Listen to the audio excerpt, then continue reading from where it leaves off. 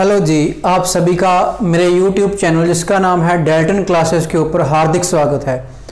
तो आज मैं आपके लिए लेके आया हूँ लेक्चर नंबर 8, जिसमें आज हम पढ़ेंगे what are isoelectronic species और इलेक्ट्रॉनिक कन्फिग्रेशन हम कैसे लिखते हैं आयंस की।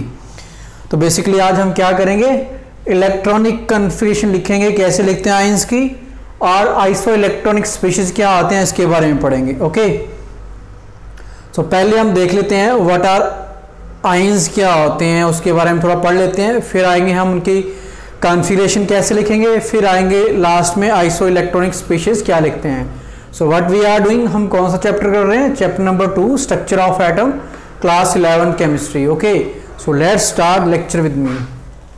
सो पहले देखते हैं आयंस क्या होते हैं। So what are ions, what are ions, positive और नेगेटिव चार्ज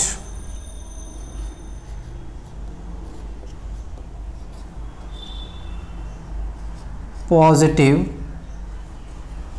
और negative charge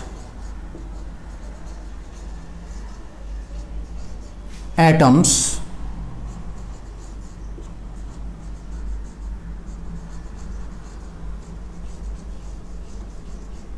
are called ions। Okay students, ions क्या होंगे, सपोज यहाँ पर मैं वैसे लिख रहा हूँ, कोई एटम है से एन एटम ए,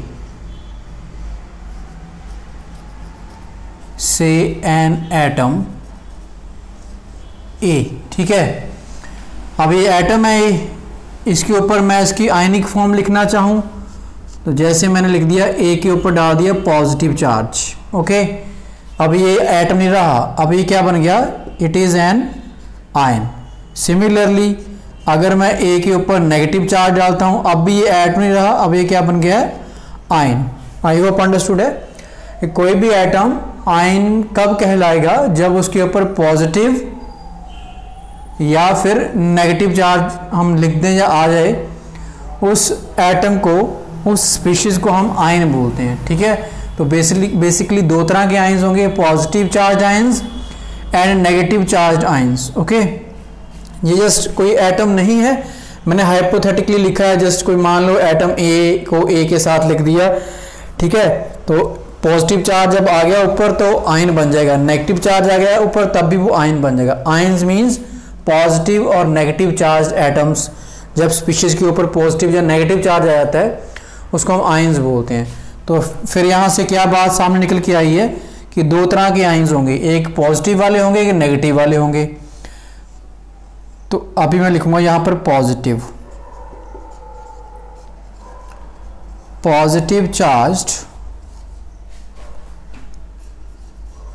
एटम्स और ions. Okay,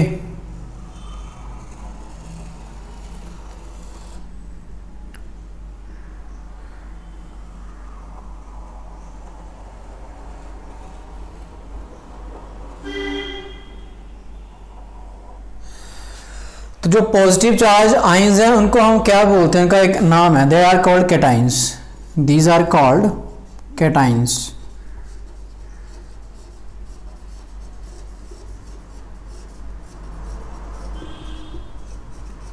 okay, positive charge ions को क्या बोलते हैं, हम कैटाइंस बोलते हैं। रिमेंबर इट, याद रखो। फॉर एग्जाम्पल, मैं एग्जाम्पल लेके चलता हूँ और बताता हूँ आपको।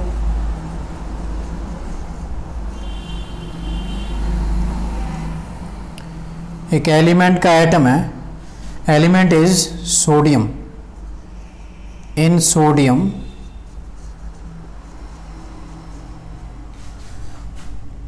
symbol of sodium is Na।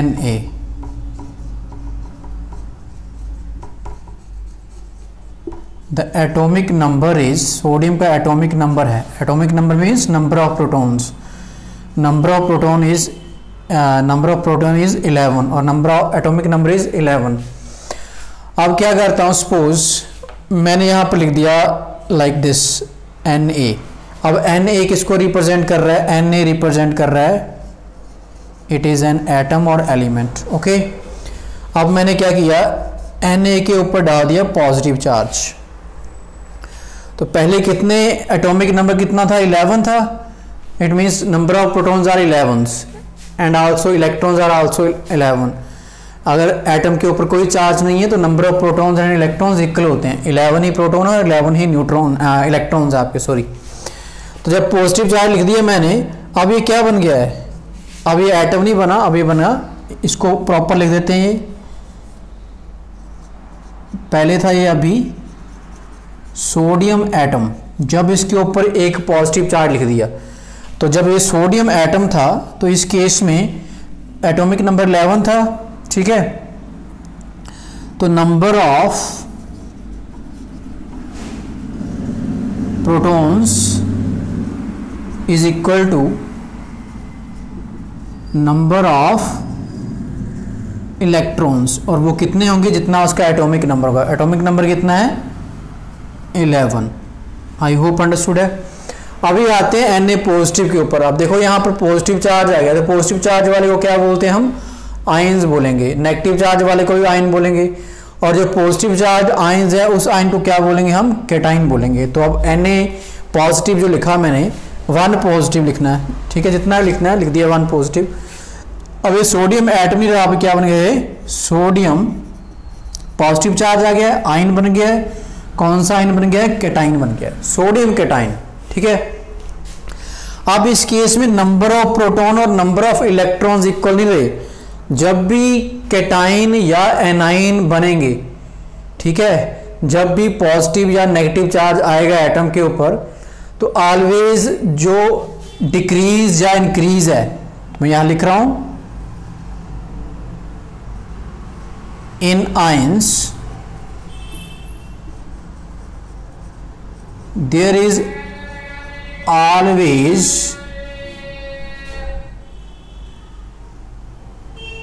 occur increase or decrease in number of electrons and not the number of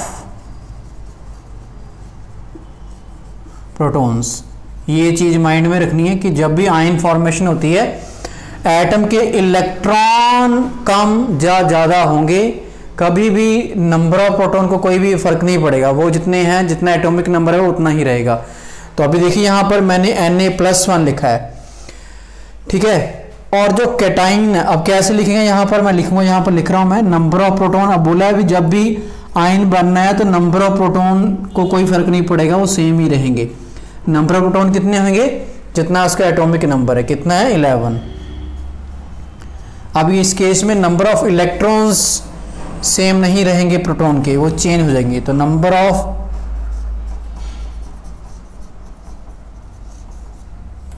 electrons वो कितने आएंगे, दे आर, कभी भी कैटाइन बनेगा तो कैटाइन में ऑलवेज इलेक्ट्रॉन कम होते हैं, इलेक्ट्रॉन का लॉस होता है। 1 पॉजिटिव है, 11 - 1, तो कितने इलेक्ट्रॉन्स आ गए हैं, 10 इलेक्ट्रॉन्स। आई होप अंडरस्टूड है। तो कभी भी आयन की फॉर्मेशन होगी, प्रोटॉन्स को कोई फर्क नहीं पड़ेगा, ऑलवेज इलेक्ट्रॉन्स की वैल्यू कम या ज़्यादा होगी, नंबर की वैल्यू कम या ज़्यादा होगी, ठीक है। तो यहां से क्या बातें सामने निकल के आई हैं, फिर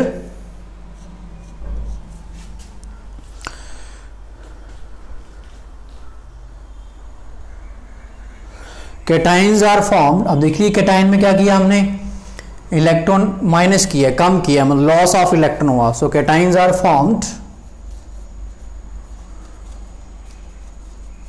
कैटाइन्स are formed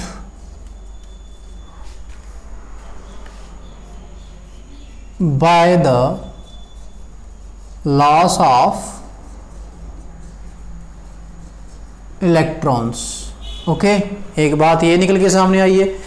और दूसरी बात क्या है, देखिए जब कैटाइन बना तो इलेक्ट्रॉन की वैल्यू कम हुई है, प्रोटॉन 11 रहे, इलेक्ट्रॉन 10 हो गए। तो फिर जब कैटाइन बनेगा, कैटाइन में ऑलवेज क्या होंगे, नंबर ऑफ प्रोटॉन ज़्यादा होंगे और नंबर ऑफ इलेक्ट्रॉन कम होंगे। तो इलेक्ट्रॉन कम हो गए, प्रोटॉन उतने ही हैं, इलेक्ट्रॉन कम हुए तो नेचुरली प्रोटॉन ज़्यादा हो गए, ठीक है।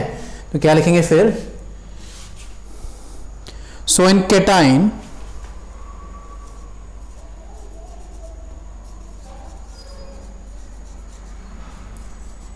The number of electrons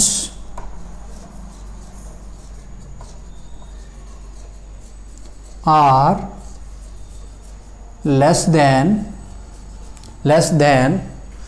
the number of protons।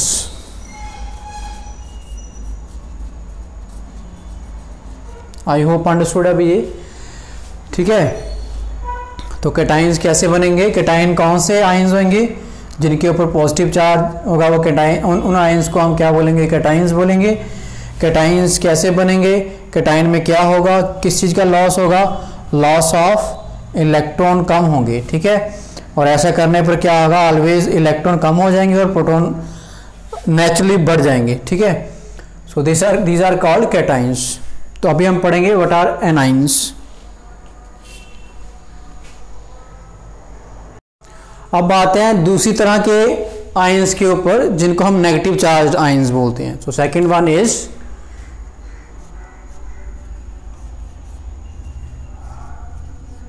Negative charge atoms और ions, okay.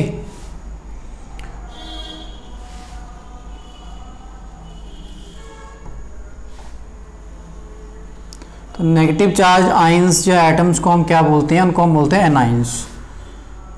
These are called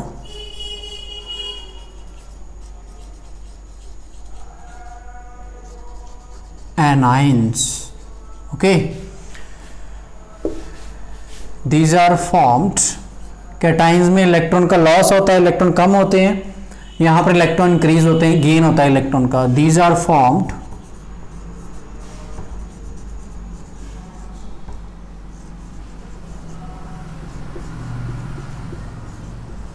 by the gain of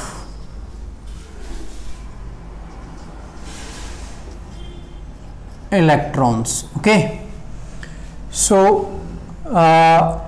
क्या होगा फिर यह, for example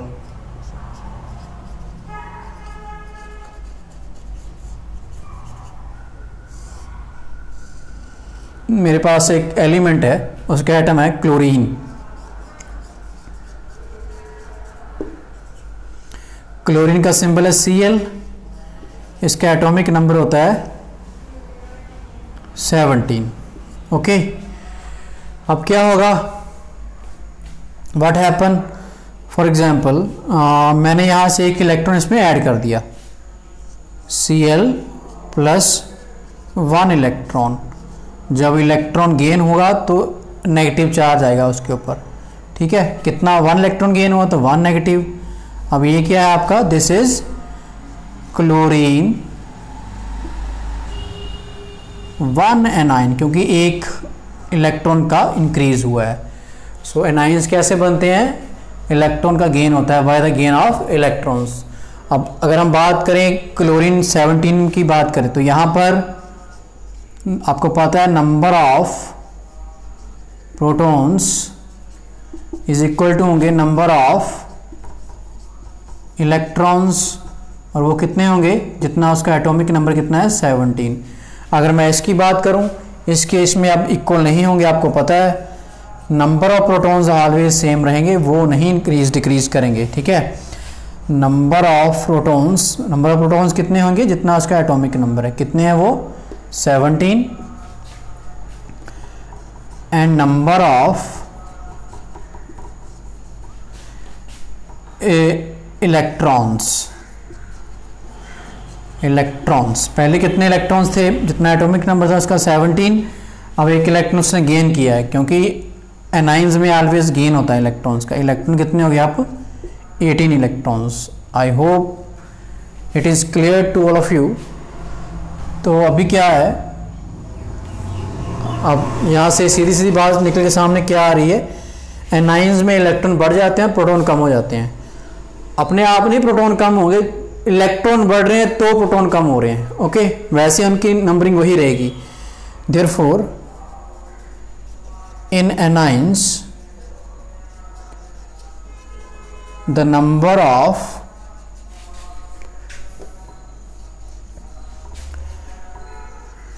electrons are more than the number of protons.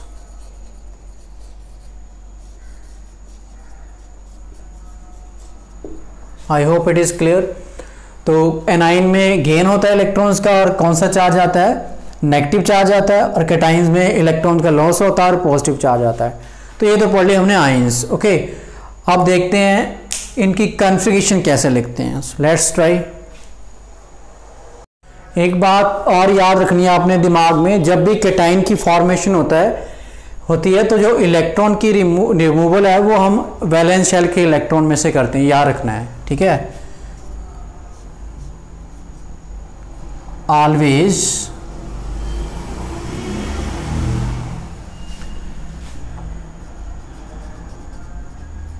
remove electrons from the valence shell during the formation of cation. Okay, during the formation of cation. Okay, for example कोई example लेके चलते हैं यहाँ पर। For example आपके पास एक cation है Mg+2। Okay, अगर हम बात करें इसके एटॉमिक नंबर की, Mg की, Mg is magnesium, atomic number of magnesium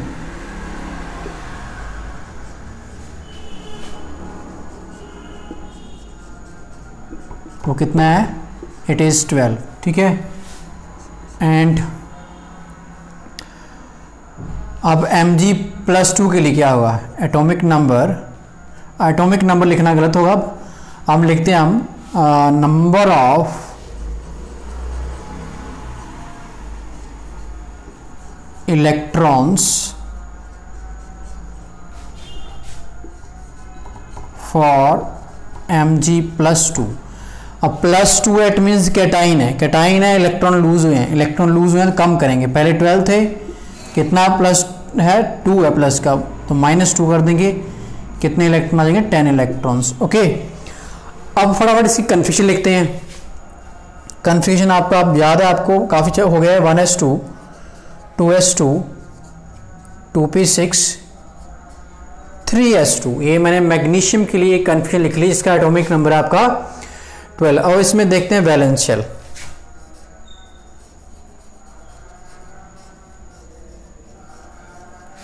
valence shell कौन सा होता है, जिसकी प्रिंसिपल क्वांटम नंबर n की वैल्यू मैक्सिमम होगी, वैलेंस शेल होगा। वैलेंस शेल के ब्रैकेट में लेता हूं मैं, शेल विद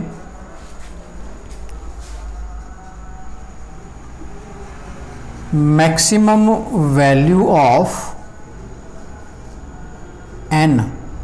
ओके, वो n ये n है, ये सारे n है, जो फर्स्ट में लिखा हुआ 2 2 3 n है, तो सबसे ज़्यादा n की वैल्यू कितनी है, 3। तो वैलेंस शेल इस केस में कितना आ गया है, 3। ओके, अब ऐसे मैं लिखूँ यहाँ पर वैलेंस शेल कन्फिग्रेशन।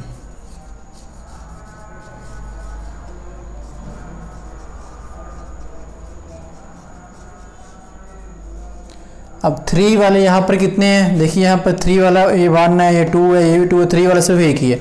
तो वैलेंस शेल कन्फिग्रेशन क्या है, सिर्फ 3s2। तो जब भी कैटायन बनाना है, अपने वैलेंस शेल के इलेक्ट्रॉन रिमूव करने हैं। तो पहले आपको फटाफट चेक करना पड़ेगा कि वैलेंस शेल कौन सा है गिवन एलिमेंट के अंदर, ठीक है। तो जैसे अब हम Mg2 पॉजिटिव के लिए लिखे हम, देयरफॉर फॉर Mg+2, Mg+2 के लिए क्या आएगी, ये थी आपकी Mg के लिए, इट इज़ फॉर मैग्नीशियम। अब Mg+2 के लिए, Mg+2 के लिए अब कौन से 2 इलेक्ट्रॉन रिमूव करने हैं, वैलेंस शेल के, और ये वाला यहाँ पर वैलेंस शेल है, ये 2 इलेक्ट्रॉन रिमूव करने हैं। तो क्या आएगी कन्फिगरेशन, 1s2 2s2 2p6। आई होप अंडरस्टूड है। अब फाइनली अब हम क्या करेंगे, इलेक्ट्रॉनिक कन्फिगरेशन लिख के देखेंगे आयंस की। अब फाइनली हम इलेक्ट्रॉनिक कन्फिगरेशन लिख के देखेंगे आयंस की कैसे लिखते हैं। ओके, सो क्वेश्चन है which of the following are isoelectronic species. Problem है यहां पर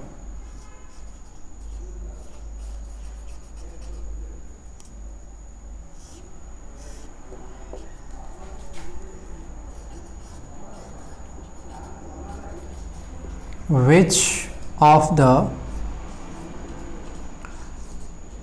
following are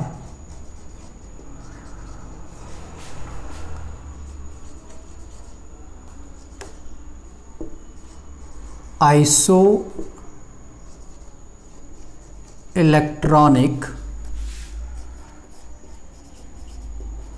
species। तो कौन कौन सी स्पीशीज गिवन है यहाँ पर, Na+1 sodium 1 cation, potassium 1 cation, magnesium 2 cation,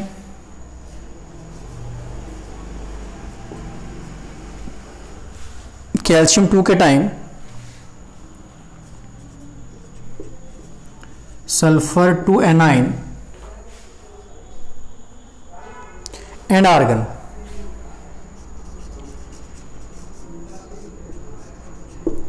क्या है आपको, ये कुछ स्पीशीज दिखे हैं, कुछ इसमें से कैटाइन है, जैसे प्लस वाले कैटाइन है, ये इलेक्ट्रॉन लूज होकर बनते हैं। कुछ इसमें एनाइंस है, एनाइंस कैसे बनते हैं, by the gain of electron बनते हैं, ठीक है, ऐसे कैटाइन ही ये भी। और कुछ न्यूट्रल है, जैसे आर्गन के ऊपर कोई चार्ज नहीं है। तो इनकी मैं आपने बताने हैं कि आइसो इलेक्ट्रॉनिक क्या होते हैं। तो पहले देख लेते हैं आइसो इलेक्ट्रॉनिक क्या होते हैं।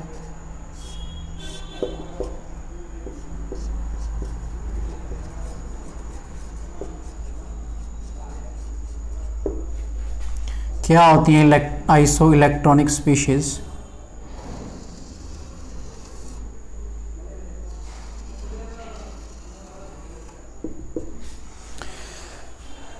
Species are those which contain same number of electrons. So, isoelectronic species are those species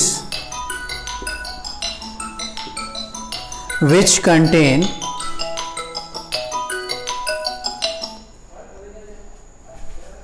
those species which contain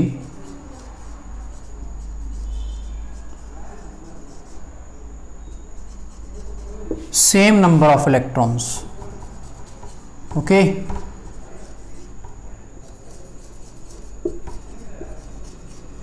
चलिए फटाफट देखते हैं, लिख के करते हैं प्रॉब्लम को सॉल्व। पहले Na पॉजिटिव, Na पॉजिटिव के लिए क्या बनेगा, नंबर ऑफ इलेक्ट्रॉन्स। वैसे Na में 11 होते हैं, 11 - 1 कितने आ गए हैं, 10। सामने इसकी कन्फ्यूजन लिख लेंगे, 1s2 2s2 2p6 3s1। ये पहले न्यूट्रल वाली है, ठीक है, दिस इज फॉर Na जिसका एटॉमिक नंबर है 11।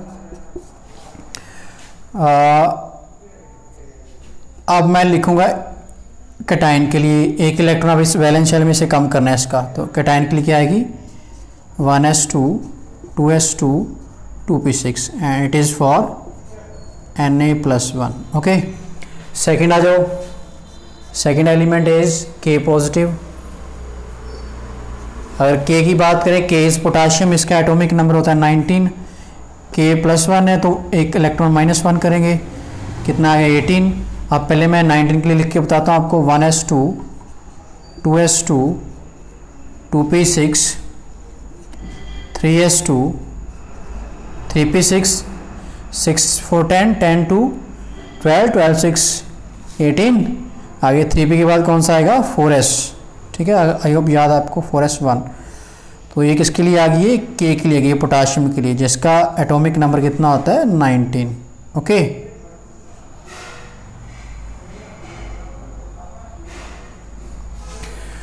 अब हमने लिखनी है K+1 के लिए। तो बैलेंस शेल कौन सा है ये वाली वैल्यू चेक करनी है। सबसे ज़्यादा 4 है तो 4 वाला एक ही है 4s, इसमें से इलेक्ट्रॉन रिमूव कर देंगे एक जितने चाहिए। तो इसके लिए आएगी 1s2 2s2 2p6 3s2 3p6 4s में से एक इलेक्ट्रॉन हमने रिमूव कर दिया। और ये किसके लिए बनी है electronic configuration for K positive. Okay K1 positive. और फटाफट आ जाओ तीसरे के ऊपर। थर्ड कौन सा है इसमें अब Mg2 पॉजिटिव। Mg2 पॉजिटिव है तो मैग्नीशियम का होता है 12 12 2 पॉजिटिव है, 2 इलेक्ट्रॉन कम करने कितने आ गए 10।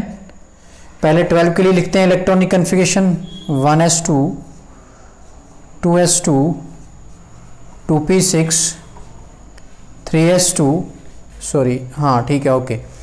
अब क्या करते हैं ये किसके लिए आ गई है आपकी दिस इज फॉर मैग्नीशियम जिसका एटॉमिक नंबर कितना होता है 12।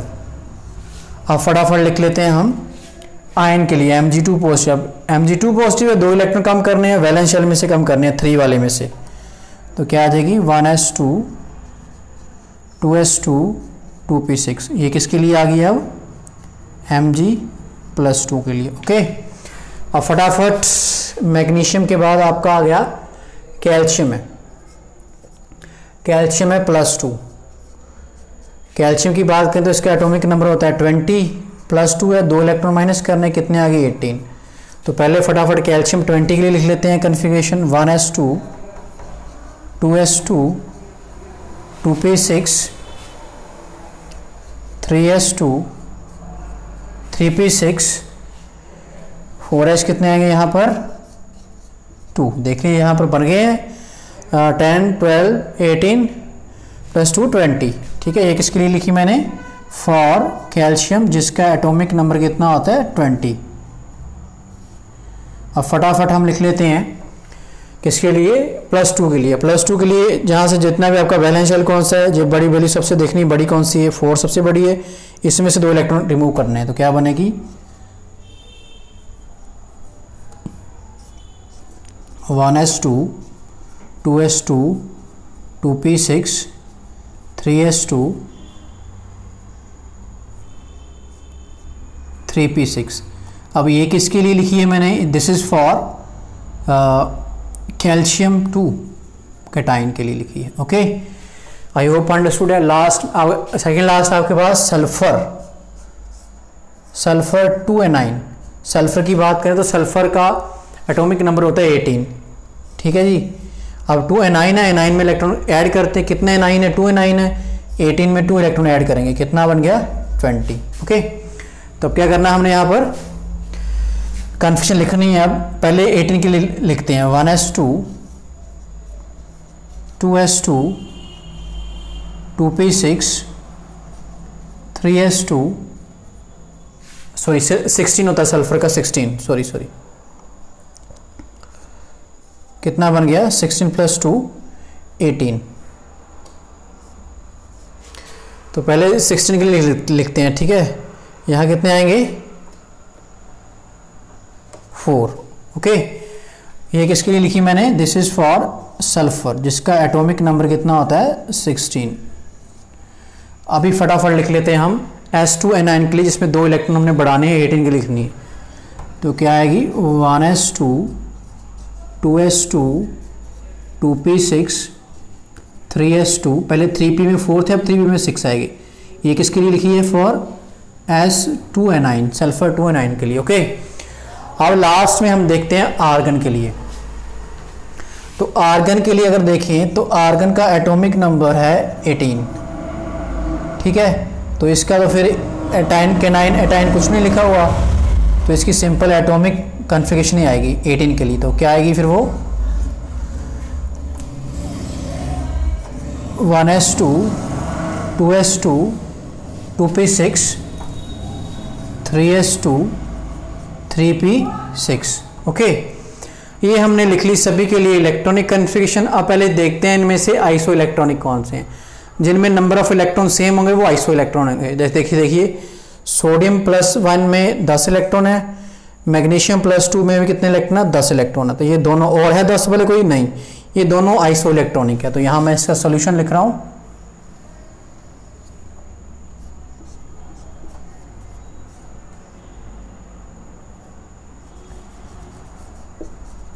आइसो इलेक्ट्रॉनिक, अलग अलग ग्रुप्स भी आ सकते हैं। पहले ग्रुप में कौन कौन आया, Na+1 एंड Mg+2, ठीक है।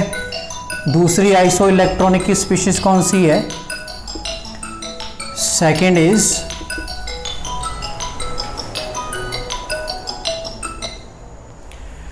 सेकेंड की बात करें, देखिए यहाँ पर K+1 में 18 इलेक्ट्रॉन्स हैं, कैल्शियम 2 में भी 18 इलेक्ट्रॉन है, सल्फर 2 में 18 इलेक्ट्रॉन है, और आर्गन में कितने, 18। ये सारे आइसो इलेक्ट्रॉनिक है, ठीक है।